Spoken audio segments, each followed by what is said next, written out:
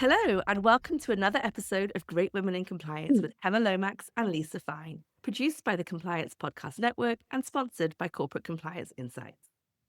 Our roundtable guests today are Jennifer Gibson and Rebecca Petras, two of the three amazing co-founders of PSST.org. Armed with years of experience working directly with insiders in the tech world and beyond, Jennifer, Rebecca, and their co-founder Amber saw what isn't working in the current system and came together to design a better one, prioritizing collectivization, safety, storytelling, and support. I'm also joined today by my lovely GWIC co-host Ellen Hunt, who I know is just as excited as I am about today's topic. So Ellen, I'm going to hand over to you to introduce our new guests. Great. I'm just thrilled about today's topic. I'm excited to dig in with you ladies. I think we've all had that moment, or maybe many of those moments where, we knew something just wasn't right. And maybe it was a conversation we overheard, or a decision being made, or a pattern that we thought was dishonest or maybe indicating fraud.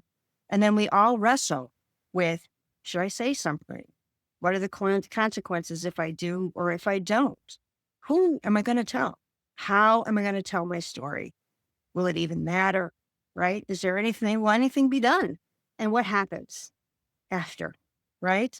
So today we're talking about that, the power of speaking up with two women who have extensive experience and have developed an innovative platform to do so. Do you understand why it matters? And why the choice to raise your voice might be the most powerful thing either you or everyone in your organization can do. Because we all know that what happens in the dark comes out in the light eventually. And every healthy culture, every ethical organization, and every team that really wants to do the right thing needs people who are willing to speak up, and a platform and a space to do so. So let's get started. I'd like to ask our guests to share their very impressive backgrounds and introduce themselves. And I'll start with you, Jennifer. Hi, Ellen and Hemma. It's lovely to be here. I'm one of the co-founders, as you mentioned. My background is actually as a lawyer. I spent 10 years working on national security issues, investigating and litigating what were called gray zone drone strikes, special operations raids, in those areas where nobody really realized we were at war, but there were people getting hit with missiles. And trying to find ways to get accountability for the civilians that were getting caught up in those. In the course of that work, encountered a number of whistleblowers who risked everything to talk about what the U.S. government and its allies were doing, how the programs were operating, from mass surveillance to the drone strike program, and paid a really high price. And was shocked on several occasions in engaging with them about how alone they were, how unsupported they were, and how isolating the process was.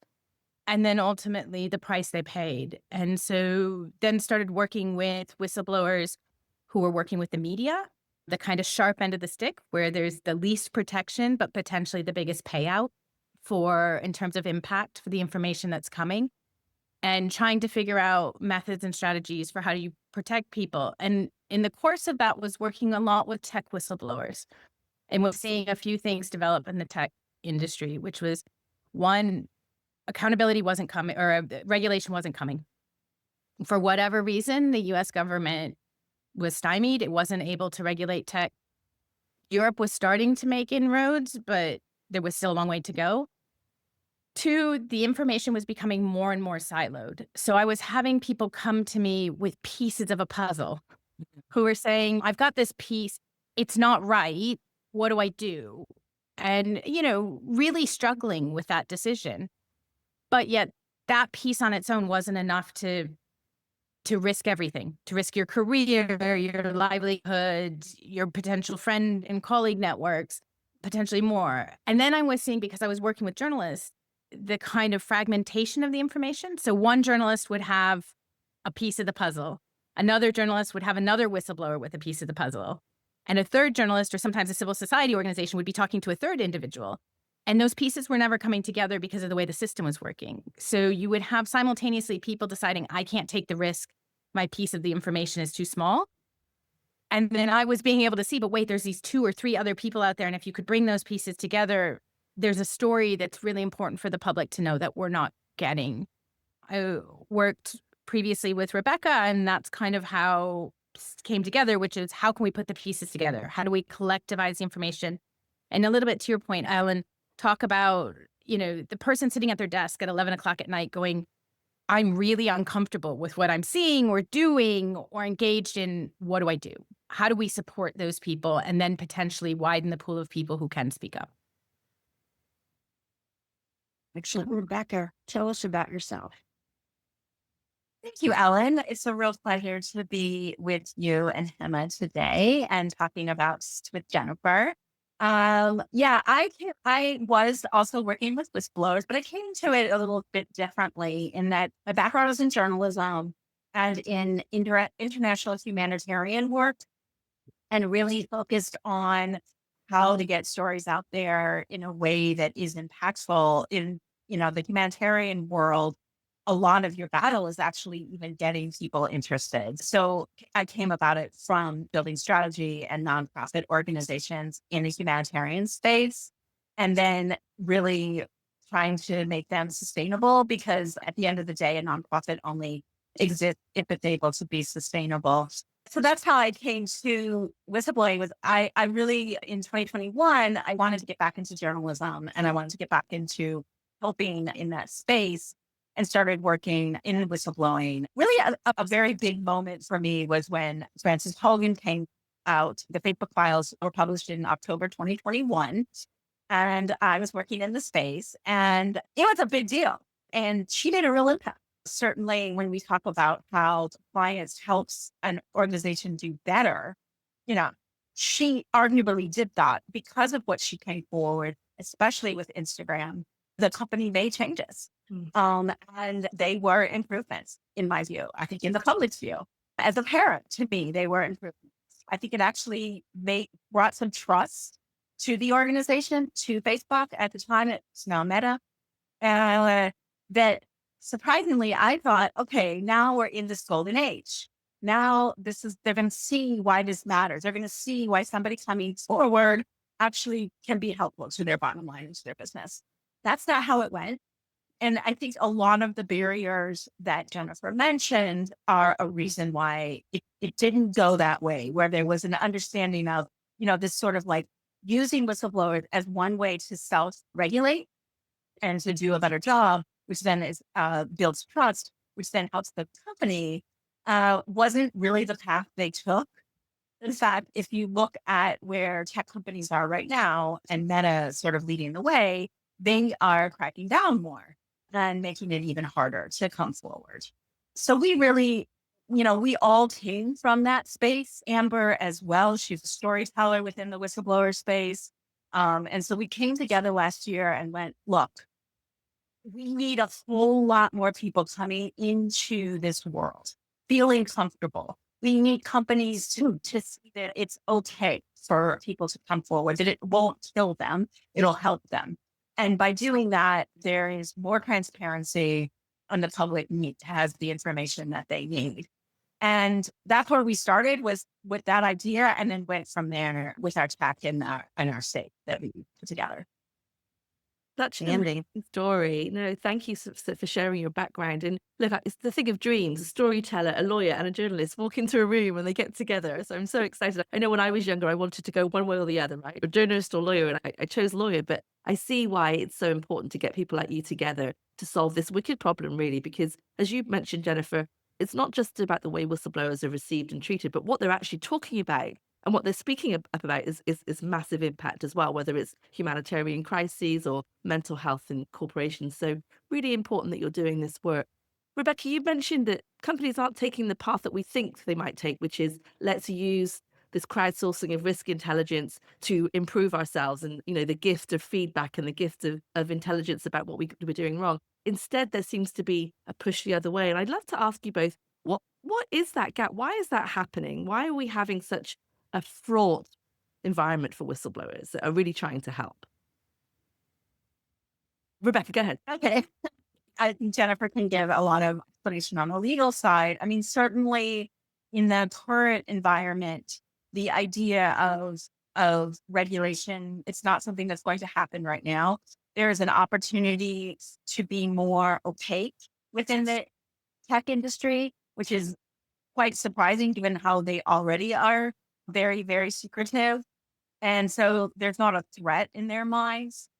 My personal belief is the threat, the risk that they're taking is that the public will not trust them. And in fact, what I find really interesting, the public doesn't trust them anyway. And so, like, when you look at a more traditional company like a Procter and Gamble, where compliance and the system of whistleblowing is really baked into the culture, you need that because you need to trust them because they are a consumer products company. You're using their products on a daily basis. With the tech companies, we also use them on a daily basis, but we have somehow allowed for us, for the public, to say, I don't really trust Meta, but I still use it, which is a weird sort of disconnect. And I think because of that disconnect, they are able to sort of stay under the radar in terms of like being more transparent. They don't seem to get that demand from their shareholders, and the public has not demanded it as much as we would like. You do see differences. You do see changes in that, right? You saw Sarah Williams come forward yesterday with the congressional hearing. That was fantastic. So you do see some of that. But in general, it seems like the path that they want to take now is to be more secret. And that only compounds the lack of trust, as you said. Jennifer, I want to stick with the theme of trust, but really what you're trying to do with Puss.org is you're actually trying to build trust, rebuild the trust, right? And provide another space for trust building. How did you and Rebecca and Amber think about how you're going to get people to trust you as an org? What did you put in place to make sure that you were building trust on your end?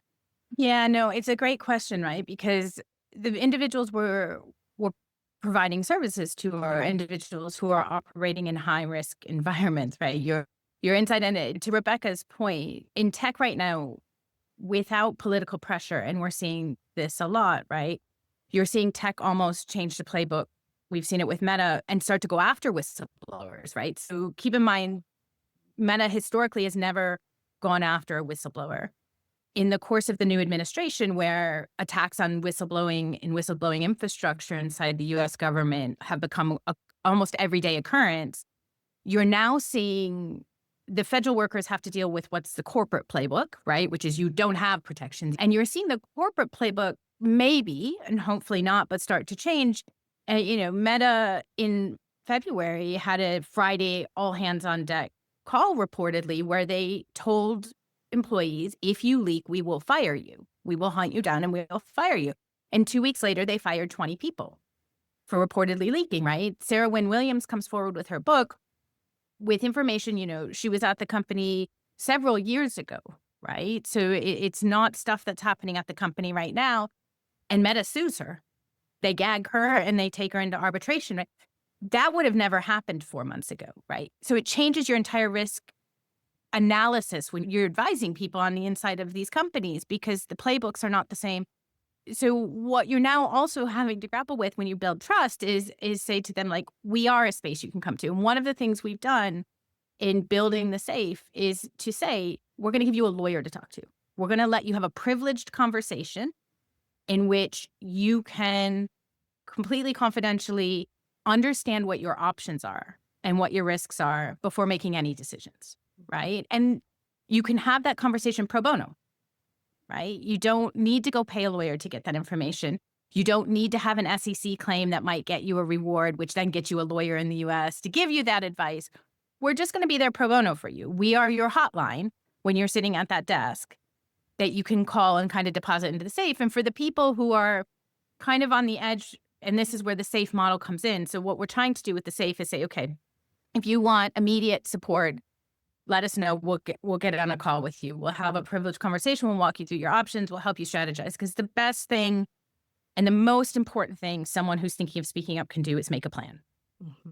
Make a plan. And often that's hard because you don't know you're even speaking up, right? I mean, the number of people I talk to where they're like several months into whistleblowing and they don't realize they're whistleblowing yet, right? Because to them, they're just trying to help the company. Mm-hmm. They're just trying to help the company. And they're trying to do their job. And so with the safe, what we're saying is, okay, those people, there's a pro bono hotline there right away. We'll try to give you advice. If we can help, we'll try to help you strategize around a plan. And then for the people where you're kind of I don't know if this is important, right? And this is particularly true in AI, where there are no regulations at all right now. So there is no right or wrong. There's no agreed right or wrong. You can go to the safe and you can deposit a piece of information and you can just say, you know what? I don't want to talk to anyone. But if one of my colleagues is concerned and it matches, then can you have a lawyer contact me and a lawyer contact them? And can we talk about options and whether there might be a way to collectively speak out? In that way, creating some safety. And so that's what we're aiming to do. And on the trust side, we're doing a lot of outreach. We're doing a lot of talking to people, both networks we already have, but also new networks, and kind of saying, this is a protected space where you can go and get the advice. And you may decide to do nothing, but at least get the advice before you do something. I love that. I love the way that you've built around these core fears that a whistleblower may have, this fear of futility, the fear of cost, the fear of retaliation, and also just the fear of maybe being wrong or, not wanting to be the only one. So very thoughtful. So much I want to ask you about the story behind Prism, but I'm going to just pause for a second and pass on to Ellen because I want her to talk about why speak up culture matters when it comes to these whistleblowers, even before they get to you. So Ellen, I'll pass on to you. Yeah.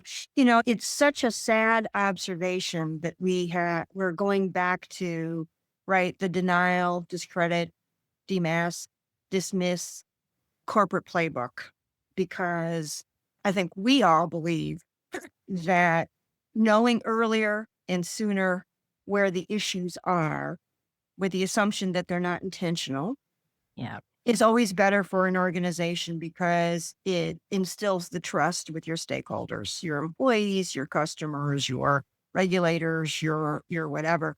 And so when we talk about the environment we're in today, where I think our thoughts would be the risk is higher, tell us a little bit more about how you convince or talk with leaders in corporations to receive the message, right? Because to me, this is one of the weaknesses, right? We are all about speak up, speak up, speak up. But the other part of this is how is the message received? And I love that advice of you have to have a plan, right? And I don't like the term whistleblower because of the negative connotations, but you have to have a plan. And people usually don't think about, they think about the fear, right? They do that cost benefit analysis. They don't think about their actions after, but why are we not doing the same thing on the corporate side? So tell us your thoughts about some of that. And I'll start with you, Jennifer. It's a great question, right? And I maybe divide it into two categories. One of which is the leaders who can be convinced and the leaders who can't be convinced. And I think this is a really important question in tech at the moment. The question of leadership and who's leading the companies. And Sarah Wynne Williams talks a bit about it in her book, right? I mean, the theme of the book is, these are not the people you want to trust with developing AI. Yeah. Right? These are not the leaders we want. And so I think there is a broader question we need to be having as a society around tech and who's leading the companies and who are acceptable leaders and what leadership means, right? But for the leaders, who I think are the vast majority who want to be doing good with their companies, don't want to be harming the public, right? Want to be developing good products that benefit everyone. The individuals inside your company are your best warning bells. I do not talk to anyone who hasn't already tried to talk to someone in the company about what's going on. I cannot think of a case in which someone saw something wrong in the company and then came to me. They always tried to talk to someone inside the company.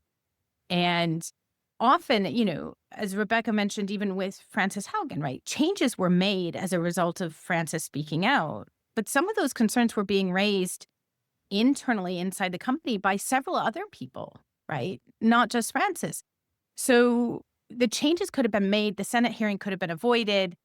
The fines that came down could have been avoided. There are very real repercussions to not listening to your employees.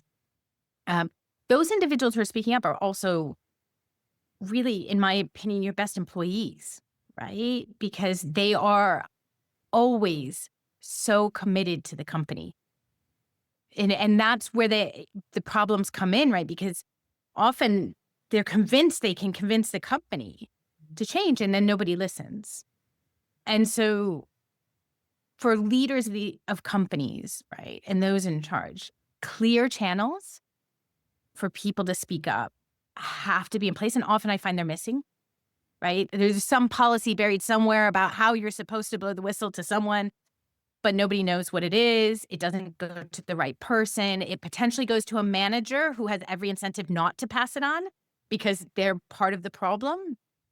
So independent, clear channels where someone can go outside the chain of command and say to leadership, you need to be paying attention.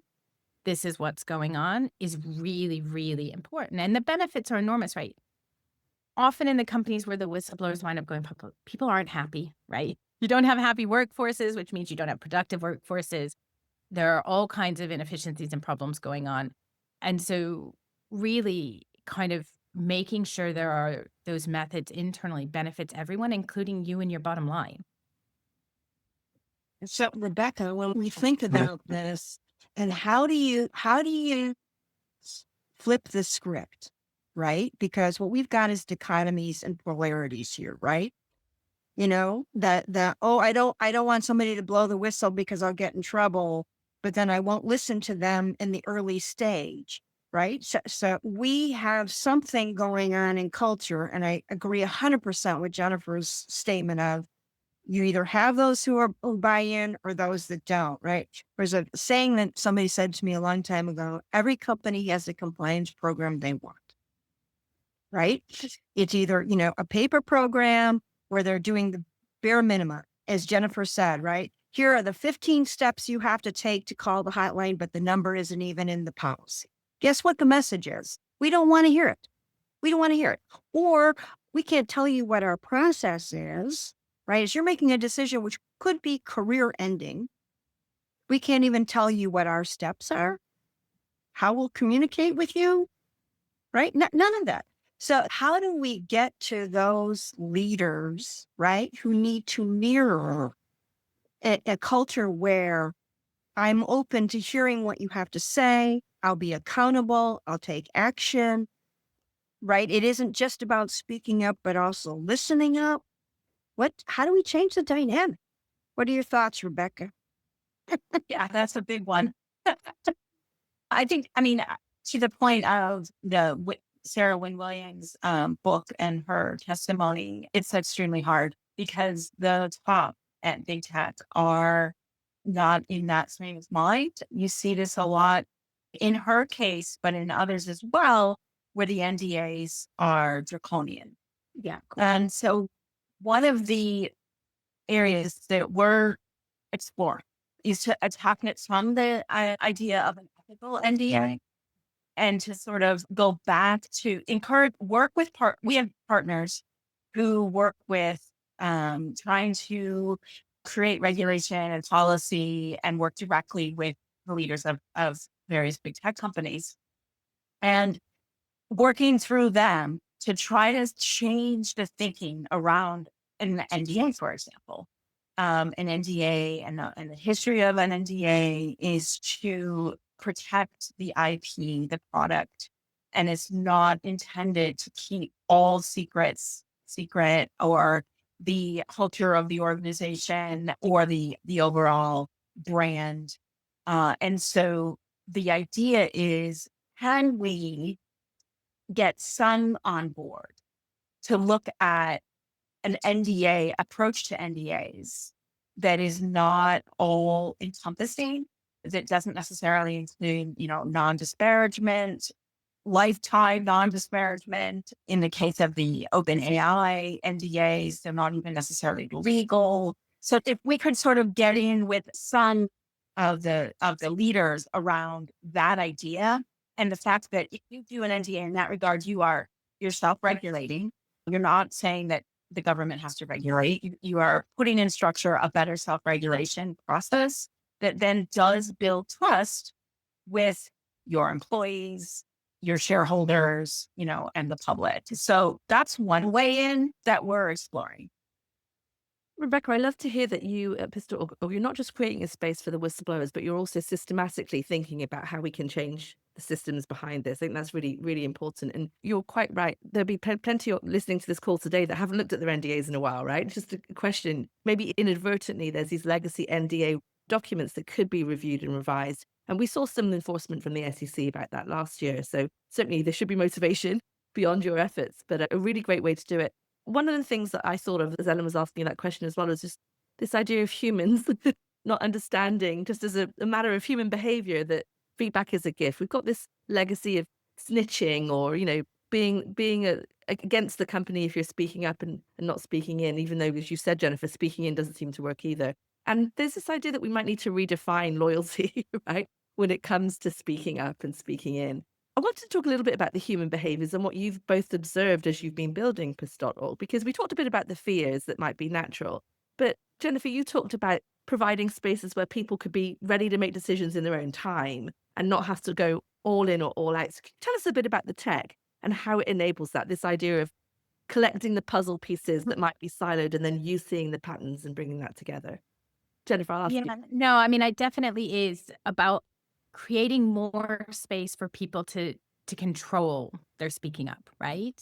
But also giving them a community to do so within, because one of the things I hear all of the time from people who speak up, and Ellen, 100% agree with you on whistleblowing and the term, and it's why we don't use it, but it's isolating.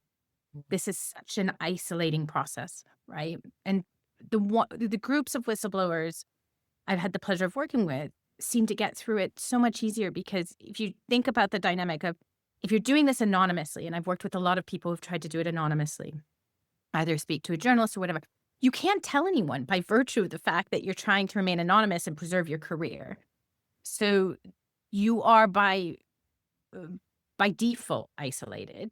And then the ones who speak up and out publicly overnight, and I've seen this happen again and again, lose friends, lose colleagues, have family members who don't understand why they did what they did, right? Potentially face doxing if you're speaking up in tech. There are some, we've seen a lot of it in the past few months. There are leaders like Elon Musk who won't hesitate to use a megaphone to go after you. And that creates its own sense of isolation, its own sense of kind of loss. What we're trying to do is say, okay, let's see if we can replace that community. Let's see if we can group you together and also give you that space and time. So the way the tech works is you can go to safeapps.org and you can set the parameters of the information you're depositing. You can either say right away, I want a legal consult. Here's my name, here's my information, I want a legal consult. That is automatically, we give you a series of prompts on how to, stay safe while depositing in the safe. Don't use a work device. Do not use anything that has work software installed on it. Please be aware of your surroundings. And it's then fully encrypted, right? And so if you ask immediately to speak to one of our pro bono lawyers, it's decrypted. Someone calls you and reaches out to you on Signal. We use Signal as an encrypted platform. And then we go from there. If you aren't at that step yet, you can check the box that says, I'm not really ready to go there yet, but I've seen something I'm worried about. I want to deposit it, and I only want it unencrypted if someone else's information matches mine, if someone else raises a similar concern. I don't see it. Nobody sees it. It remains encrypted. At the moment, the matching is done manually through a series of fields you fill out. In our next version, we're currently working with a university, their tech department, to develop the next version. That will all be automated. So I will have no access to any of the information until such time as the automated matching says, here's two matches. They will then go to two different lawyers. We will then have privileged conversations with both, doing intake. At no point sharing any of the information about the other person with that person until such a time as they're further enough down the road and they decide they might want to connect, right? It very conceivably could be that you collectivize without ever knowing who's in your collective, right? For security reasons. But the idea is, in that way, you're giving people a sense that they're not alone. You're giving people control over when they speak up, which is, you're maybe encouraging the people at the desks who are really worried about what they're doing who would speak up if they knew there was someone else concerned, but aren't willing to go it alone. In that way, broadening the number of people who are speaking up and getting more and more information out.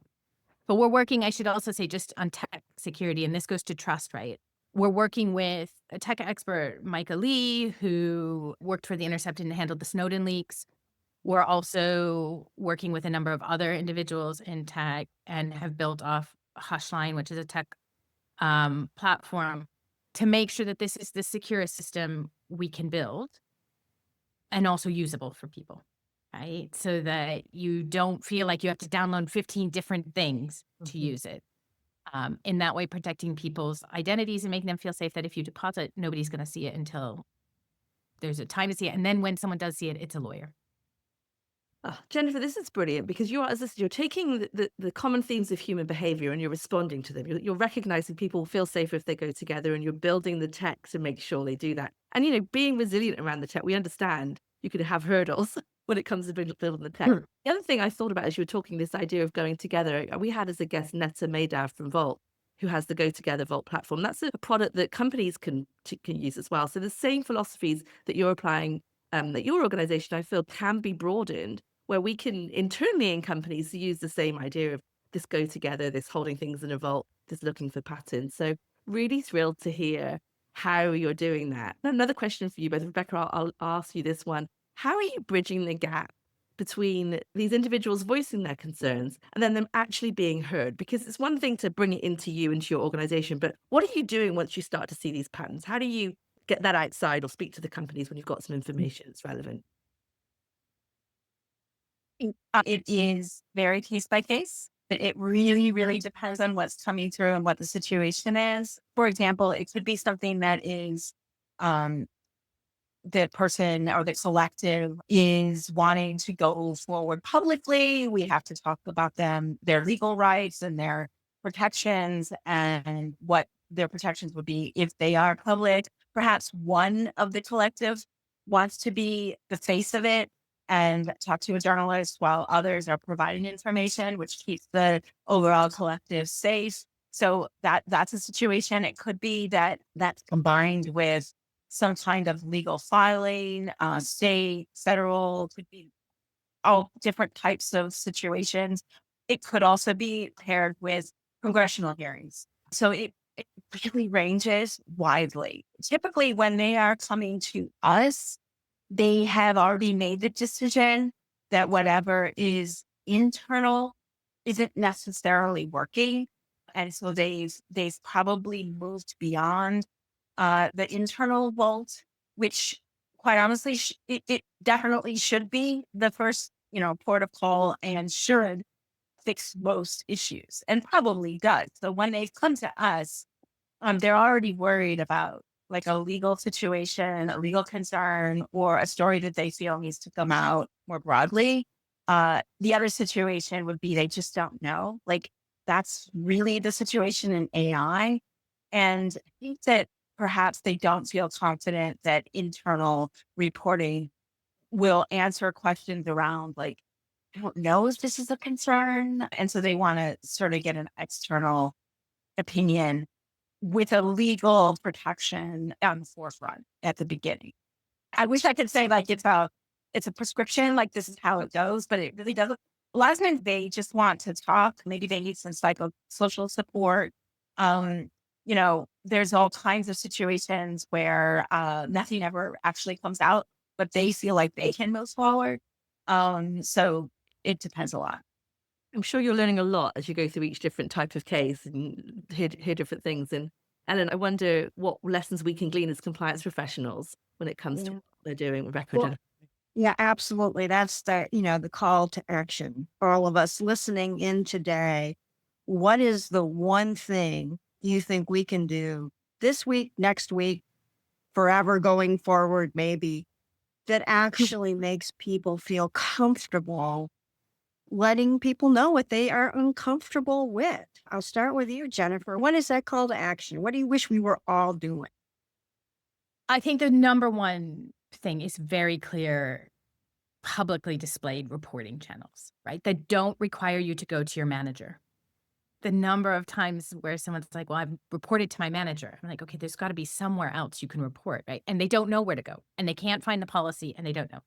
It literally should be posted in every coffee room to the extent we're all remote now or in some sort of hybrid situation.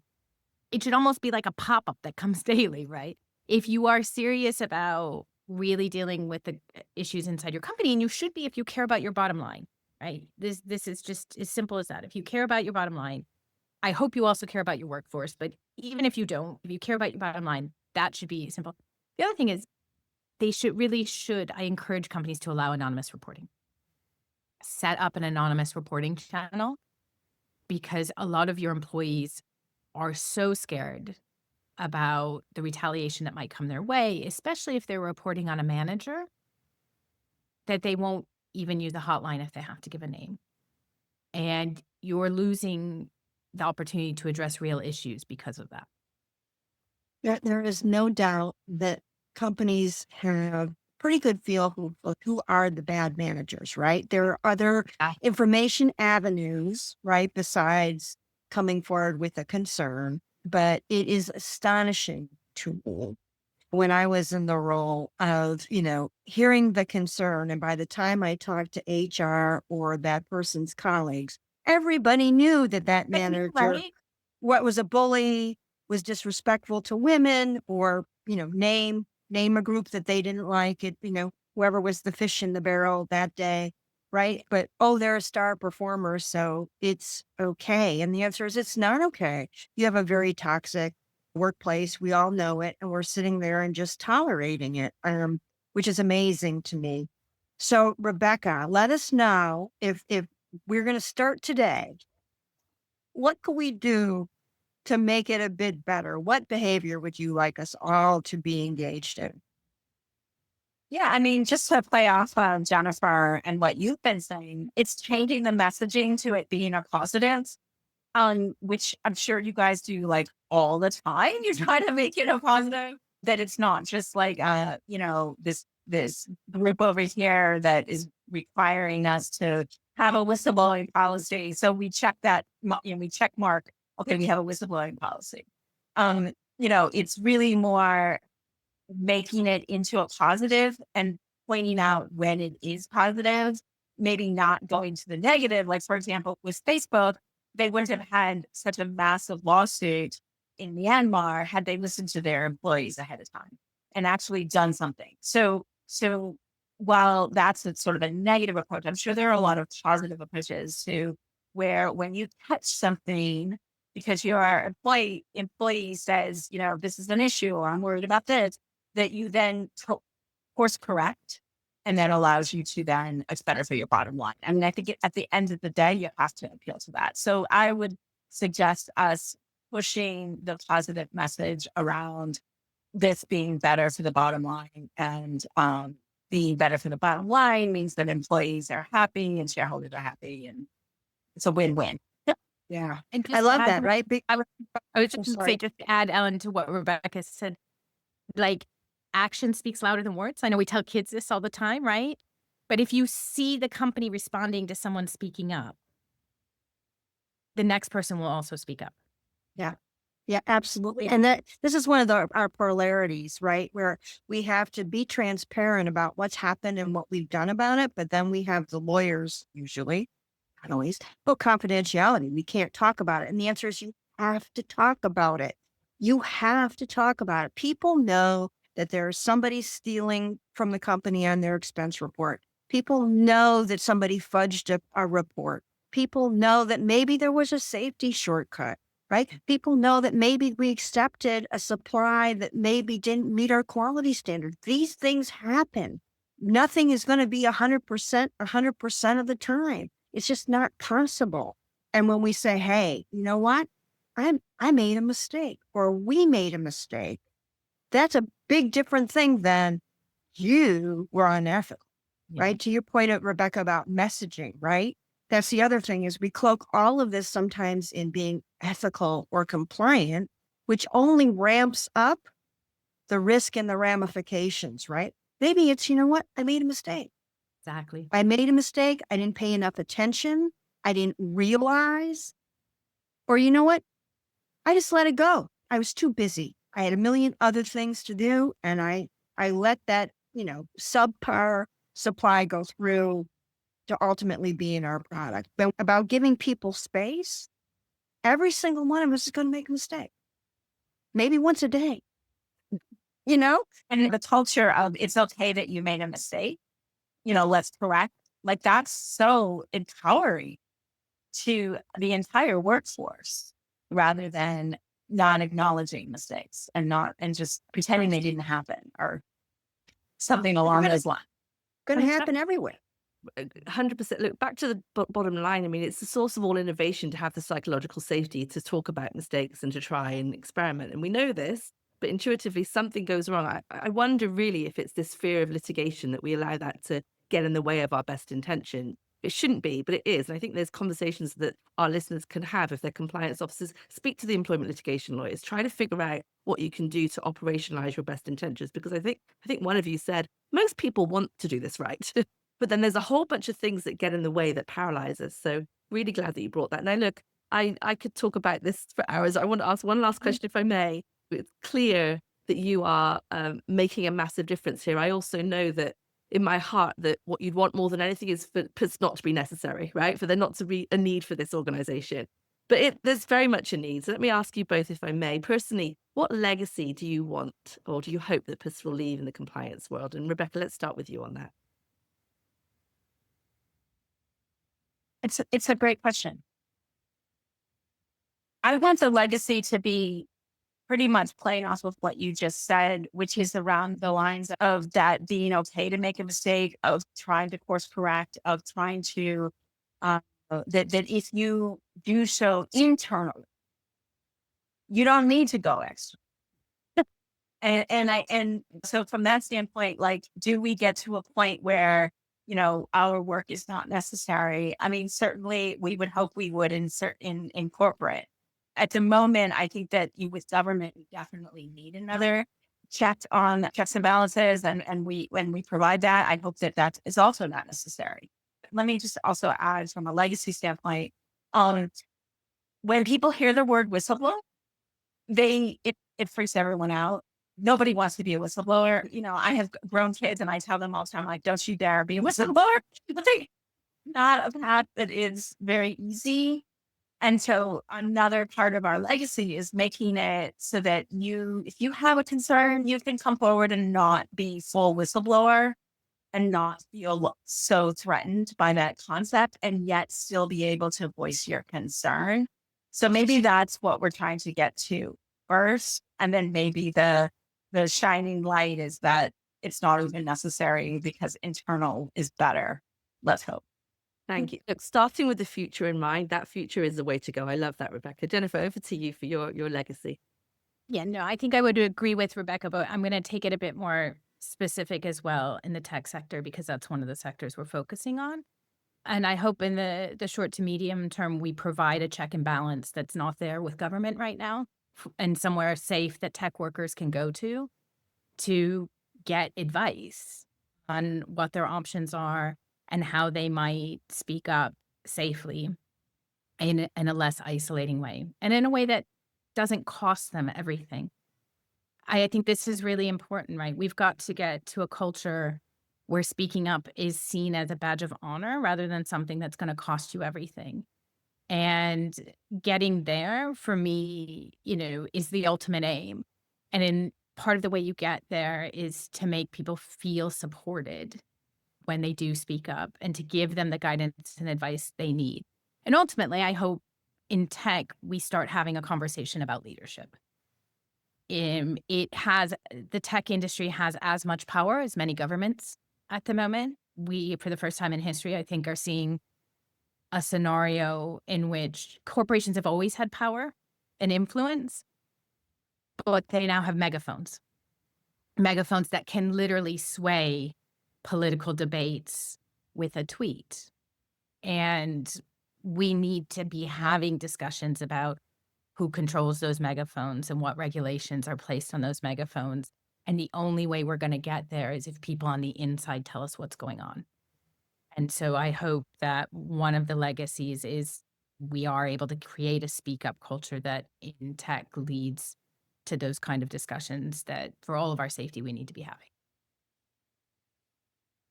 I couldn't agree more. Thank you so much for sharing that legacy and putting your energy into it because it's sorely needed. Ellen, I'm going to hand it over to you for any closing remarks. Yeah, I think, we've got to rewrite the story, right? Start the next chapter, turn the page on the dynamics we've created, which are unhealthy, and don't not only not support the individuals, but actually don't support the organizations in being profitable or innovate and fulfill their strategies. So the language we use, the way we interact, how we support people, I think is just so terribly, terribly important in this. And realizing that people may think that there's an issue and they can be wrong. It's okay. One of my pet peeves, frankly, is this reporting in good faith. What the heck does that mean? It means if you're wrong, you'll be persecuted. Other than that, this whole thing about people's intentions and all of that is another whole dynamic, which just I think needs to fall by the wayside. We need to get more mature about being willing to hear things we don't want to hear. So congratulations to you for all the good work you're doing and the legacy you're striving for a brighter future. Tell us how folks can learn more about your organization and where they can get more information, Jennifer. Well, you can go to www.psst.org. There you can learn more about what we're doing. You can donate, which is, as a nonprofit, always really important. There's a big donate button in the top right. And you can also access the SAFE if you are in tech or government and want advice or just want to talk about what you're seeing. If you go to safe.psst.org, you can drop information there, and you can either wait and see if someone else drops information, or you can talk to someone right away. Excellent. Excellent. All right, Hemma. With that, thank you so much for joining us. Thank you to our listeners for listening. And as always, please follow us on LinkedIn if you get a chance. And we'll be back again in a week or so with more content. But really, just a final thank you to you, Rebecca. Thank you to you, Jennifer, for all you do. You've got some big fans here. Let us know how we can be involved and help. Thank you.